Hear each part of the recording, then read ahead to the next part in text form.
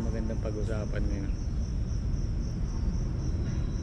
tungkol sa mga ano na lang, tungkol sa mga belief, tungkol sa mga paniniwala ng tao. Kaya may gera no, dahil meron tayong mga kanya-kanyang paniniwala. What if tanggalin natin yung mga paniniwala na yun, parang gano'n.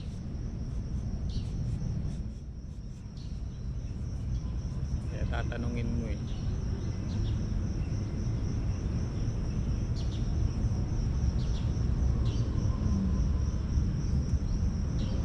paano kung tanggalin mo yung paniniwala mo sa sarili mo? Parang ano siya, nakakatakot siya Kaya yung iba nakarely sa mga religion kanya-kanyang religion, tapos kanya-kanyang paniniwala.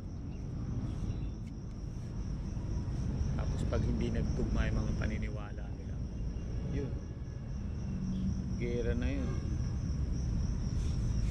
What if yung hirap tanggalin ng paniniwala, kasi sino ka na kung wala kang paniniwala?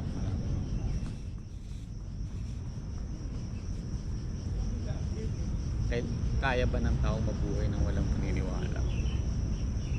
Ang tatanungin mo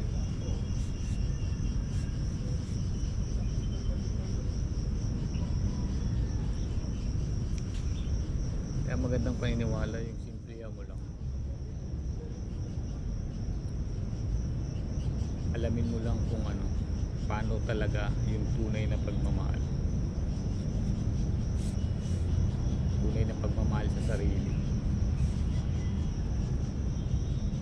Tunay na pagmamahal sa buhay mo ngayon, mga ganun. What if yun? Simple lang. Kasi pagka nagawa mo yun, parang minahal mo na rin yung kapwa-tao mo. Kasi yung kapwa-tao mo, hindi naman yan hiwalay sa'yo Kumbaga, sabi nga nila, iisa lang tayo Iisa lang yung kaluluwa natin. Iisa lang yung consciousness natin. Iisa lang tayo. Nagpahiwa-hiwalay lang sa atin mga paniniwala nga natin, yung mga belief, dahil sa mga ego.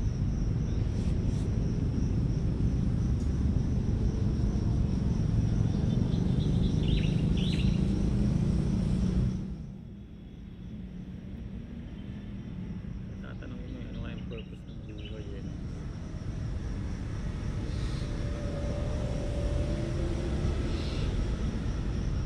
What if yung purpose mo,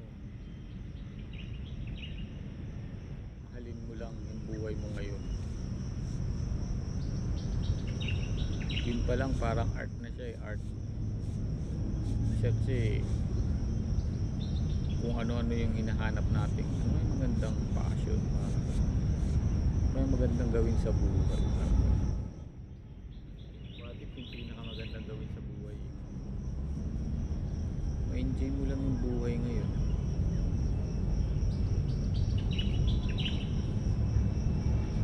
Mahalin mo lang yung buhay mo ngayon. Experience mo lahat. Yakapin mo lahat, negative man o positive. What if yung pala yung pinaka-purpose ng buhay? Kung maranasan lang siya.